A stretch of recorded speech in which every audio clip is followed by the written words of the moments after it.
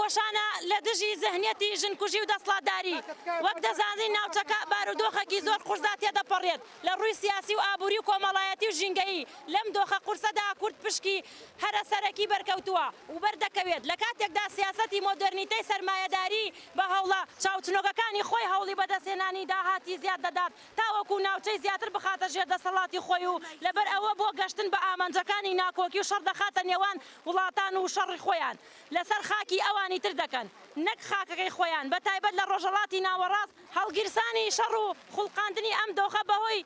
دەستێوەردانی وڵاتانی زلهێز ڕۆڵێکی بەرچاوی لە ناسەقامگیری ناوچەکە هەیە ئەوان چاوپۆشی لەو هێرشانە دەکەن کە دەکرێتە سەرگەلی کورد لە هەر چوار پارچەی کوردستان بە تایبەت دەوڵەتی تورکیا بە هەر چوار لادا هێرشی نەژاد پەرستی و قڕکردنی کوردان ئەنجام دەدا بەبێ ئەوەی یەک دەوڵەت بێتە بۆیە لە هەر کوێ کورد هەبێ دژایەتی و قڕی دەکات لە کەمتەرخەمی و گوێنەدان و دروستکردن و کوالەتی بیناسازی لە باکووری کوردستان تورکیا خەڵبوونە قوربانی و بوومە لەرزە بە تایبەت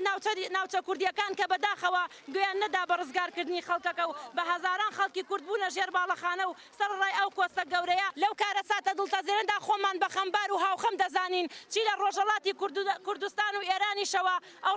شۆڕشە مەزنەی ژینە ئەمینی کە بە دروشمی ژن ژیان ئازادی دەستی پێکرد و بەردەوامە و زۆرترین گەلی کورد لە گەنج و بە تایبەت ژنان و کچانی لا و گیانی خۆیان بەخت کرد ئەوەش ئەو شۆڕشەیە کە پێویستە بکرێت و کۆمەڵگە بە تایبەت ژنان ڕزگار بکەن لەو دۆخە سەخت و فشارانەی ڕژێم هەرچەندە شۆڕشی ژن ژیان ئازادی بێجیاوازی پەرەسەندنە بە پێشەنگایەتی ژنان کە ژنان دەتوانن گەورەترین تێکۆشان بکەن بۆ خۆبوونی خۆیان لە هەر کوێ بێت چونکە لە هەموو بارودۆخەکاندا ژنان قوربانی مافەکانی خۆیان و ئازاد نابن چونکە لە کەسایەتی ژندا تەواوی مرۆڤ کۆنتڕۆڵ کراوە و ستەمی لێ دەکرێت لە ڕۆژئاوای کوردستان هەرچەندە هێرش و داگیرکەرەکان بەردەوامە بەڵام بە پێشەنگایەتی ژنانی شۆڕژگێر پێشەنگ و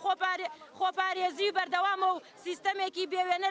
لەوێدا جێگیر دەبێت نمونەی سیستەمێکی دیموکراتی خۆبەڕێوەبەر بێجیاوازی و نەتەوە ئاینەکان جێگیر دەبێت و لە ڕۆی کولتوری و هونەریشەوە پێشکەوتنی گەورە دێتە مەیدان بۆ پاراستن و زیندوو ڕاگرتنی هەرچەندە داگیرکەران هەوڵی توانەوەی بدەن بەڵام بە گیانی شۆڕژگێڕیەوە زیندوی دەکەنەوە و دەیپارێزن ئەو ئەزمونەش بۆ باشووری کوردستان گرنگیەکی زۆری هەیە کە ژنان لەناو سیاسەت و دیبلۆماسی و سەربازیدا ڕۆڵیان هەبێت لەم هەرێمەش چونکە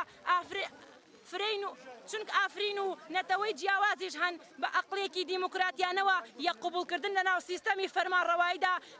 جێگا بگرن بۆ ئەوەی بتوانین خۆمان بین و بتوانین ڕۆڵمان هەبێت پێویستمان بە یەک ڕێزی و نزیک بوونەوە لە یەک و وەکو ڕێکخراوەکان و تەواوی ژنان لە هەشتی ئاداردا بانگ لە تەواوی ژنان و هەموو چین و توێژەکان دەکەین مامۆستا پزیشک پارێزەر و ژنانی حیزبی ماڵەوە و هیتر بۆ خۆبوون کە پێویستە خۆمان بین وەکو ژن بتوانین ژنان ڕزگار بکەین بۆ کەڵەکەبوون و بازرگانیکردن و کڕین و فرۆشتن و ئالوودەبوونی مادەی هۆشبەر لادانی ڕەگەزی و کۆمەڵکوژی و دەستدرێژی و هەموو توندیژێژەکانی تر پێویستە دام و دەستگای حکومی و ناحکومی شوێنی کارەکانیان هۆشیار بکەنەوە سەبارەت بە ماف و هەبوونی ژن و ڕێز و خۆشەویستی یەکتر خێزان و کۆمەڵگەیەکی تەندروست بەرهەم بێت ئەمڕۆ بە بۆنەی هەشتی هەزار و پیرۆزبایی خۆم سەرجەم ژنانی جیهان و ژنانی